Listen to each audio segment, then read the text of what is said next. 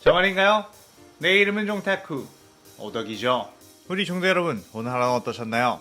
오늘은 인기 애니메이션 귀멸의 칼라에서 탄지로 세대가 전부 먼치키는 능력을 가지고 있다면 어떻게 될지에 대한 가상 시나리오 3부입니다. 이 영상에는 원작의 스포일러와 개인적인 견해가 있으니 그 점 유의하시길 바랍니다. 大丈夫ですか? 그럼 시작해볼까요? 저번 영상에서는 탄지로 세대가 나타공원사에서 하야노 루이를 퇴치하고 네유코와 귀살대와 동행하는 걸 인정받는 것까지 전개했었죠. 저번 영상을 보지 않으신 분들은 보고 오신 게 이 영상을 이해하고 즐긴 데 수월하니 보고 온 것 추천드리고요. 이 가상 시나리오 컨텐츠는 원작의 고증을 철저히 따라가는 매끄러운 진행이 되지 않기 때문에 어느 정도의 설정으로나 능력치 보증은 이해해 주셨으면 좋겠습니다. 그럼 오늘의 가상 시나리오 시작하겠습니다. 이노스케는 무한열차에 탑승 후 거대한 철덩어리가 움직인다는 것에 나름 충격을 먹었고 열차 안을 우당탕탕하며 소란스럽게 했죠. 그렇게 열차 안을 누비고 있던 중 승객들의 시선이 자신 말고도 다른 쪽에 쏠리고 있다는 걸 보고 그쪽으로 가봤습니다. 그곳에서는 염조 랭국 큐조로가 시끄럽게 도시락을 먹방하고 있었고 그 옆에 쌓인 도시락 그릇들이 답을 쌓고 있었죠. 이노스케는 그런 큐조로의 옆으로 다가가 큐조로의 도시락 하나를 뜯어먹었고 내심 큐조로가 이 일로 자신에게 시비를 걸어주길 바랐습니다. 이노스케는 큐조로를 보자마자 본능적으로 굉장히 강한 녀석이라는 걸 느꼈고 그의 안에 있는 뜨거운 열정이 느껴졌기에 한번 힘을 겨루고 싶었죠. 하지만 큐조로는 그런 이노스케를 보고 이 도시락 참 우마이하지 않나? 이것도 좀 먹어보게나 라고 하며 도시락을 더 꺼내줬습니다. 이노스케는 그 모습에 뭐야 이 녀석 엄청 대인배다 라고 놀랐죠. 큐조로는 자네가 요즘 활약하고 있다던 그 귀살대원인가? 어린 나이에도 아주 훌륭한 성과를 보여주는군. 오늘 임무도 잘 부탁한다 라고 악수를 청했고 이노스케는 맷데이터를 쓴 자신을 처음 보는 사람들은 항상 경계하는 눈빛을 보내지만 큐조로만큼은 그런 눈빛 전혀 없이 동료라는 신용의 눈빛만이 반짝거리는 듯 했습니다. 그래서 이노스케는 큐조로를 보며 이런 녀석이랑은 굳이 싸우고 싶지 않군 이라고 생각하며 시비 거는 걸 그만두게 되었죠. 그렇게 둘은 작성을 한 후에 검표은유와 큐조로와 이노스케 표를 검표를 했고 둘은 곧 잠에 들게 되었습니다. 열차 위에 있던 하요노 엠모는 멍청한 귀살대 검사 녀석들을 또 이렇게 죽일 수 있다며 기뻐했고 항상 그랬듯이 자신의 수족으로 부리고 있던 아이들을 보내 그들의 정신의 핵을 파괴하려고 했죠. 그렇게 아이들은 이노스케에게 다가가 밧줄로 발을 묶으려고 했는데 갑자기 이노스케가 뭐야 너희들은 이라며 눈을 번쩍 떴고 아이들은 깜짝 놀라며 모두 도망가 버렸습니다. 저 자식도 분명 수면 혈기술에 걸렸는데 어째서 벌써 깨어난 거지? 라며 당황했고 이노스케는 온몸의 감각을 곤두세운 다음 그대로 열차 지붕을 주먹으로 뚫어 엠무의 발을 잡고 열차 안으로 땡겨버렸죠. 엠무는 자신의 위치는 또 어떻게 알았냐며 어버버거리다가 수면 혈기술을 이노스케를 향해 지원했는데 이노스케는 아주 살짝 나른해지더니 다시 깨어났고 그대로 엠무의 몸뚱이를 발로 차 날려버렸습니다. 이노스케는 어릴 적부터 온갖 독에 내성이 생겼고 야성적인 본능이 강했기에 깊은 잠을 잘 수 없었고 조금이라도 몸에 위협이 느껴지면 자다가도 벌떡 일어날 수 있었죠. 그리고 한번 당한 혈기술에는 내성이 생겨버렸기에 엠무의 기술에 또 당하지 않을 수 있었습니다.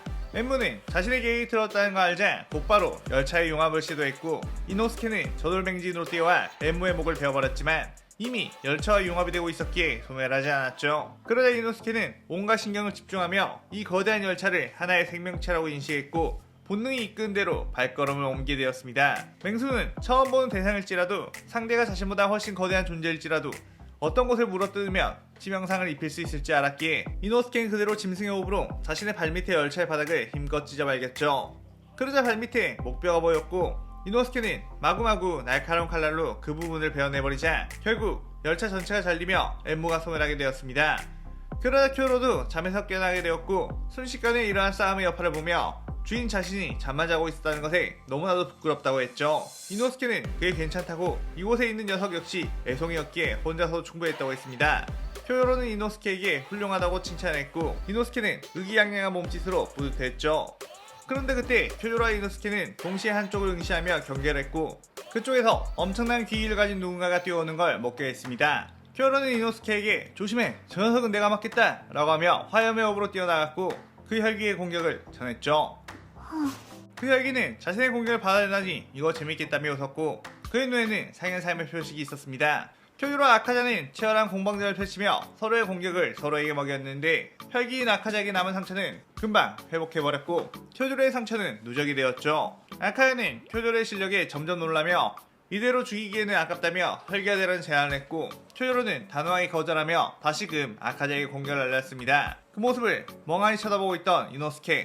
아카자는 쿄요로에게 더 압도적인 실력 차이를 보여주기 위해 파괴살 아침을 시연했고 쿄요로를 점점 더 압박하기 시작했죠.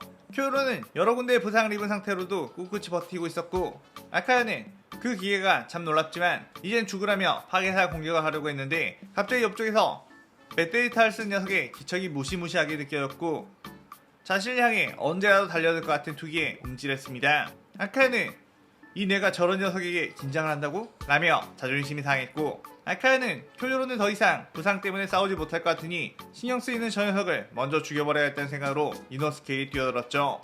이노스케 역시 자신에게 뛰어난 아카자와 정면으로 부딪혔습니다.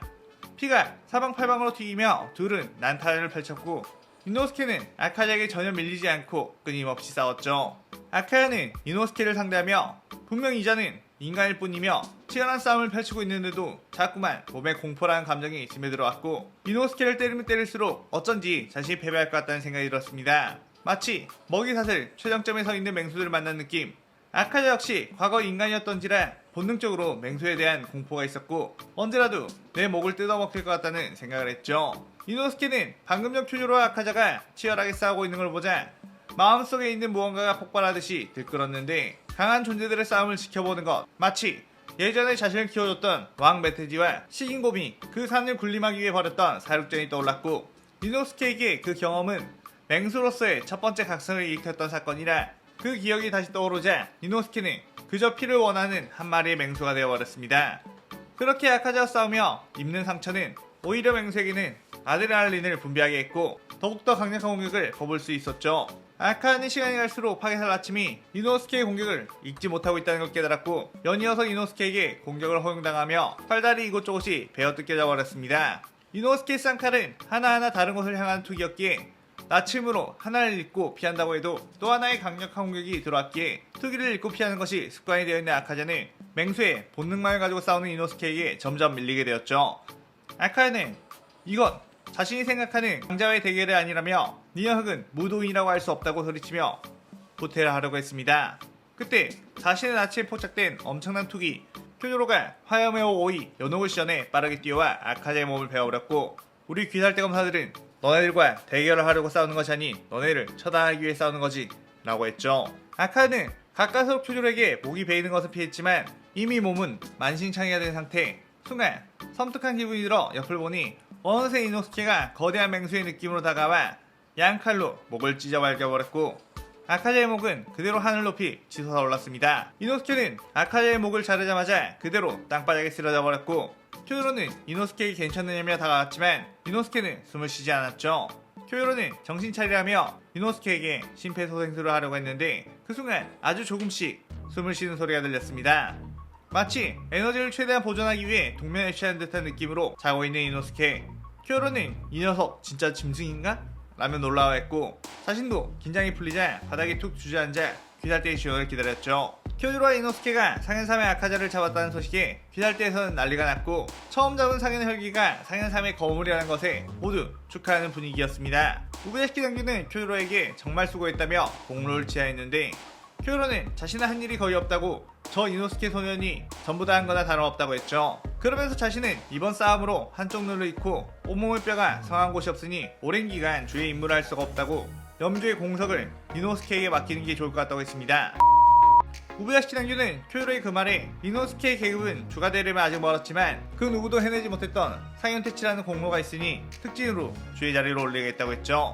그렇게 병실에서 깨어난 이노스케는 잘 잤다고 기지개를 켰고 자신을 가나오고 있던 아오이에게 그런데 내 부하들은 어디에 있냐고 물었습니다. 아오이는 부하라면 제이치와 탄지로를 말하는 건가요? 제이치는 단독 임무에 보내줬고 탄지로는 지금 음주 우지탱개님을 따라서 유학 임무에 간 지 좀 되었다고 했죠. 아마 당신이 무한열차 임무를 떠나고 나서 얼마 안 돼요. 그들도 임무를 갔다고 했습니다. 한편 유학에 잠입해 있는 두 기살대원 한 명은 카나오, 한 명은 탄지로였죠. 여자 대원이 필요하다는 탱개는 나비저택에 찾아와 카나오와 아오이를 데려가려고 했지만 탄지로는 아오이의 사정을 알고 아오이 대신 자신이 함께 가겠다고 하며 따라왔었습니다.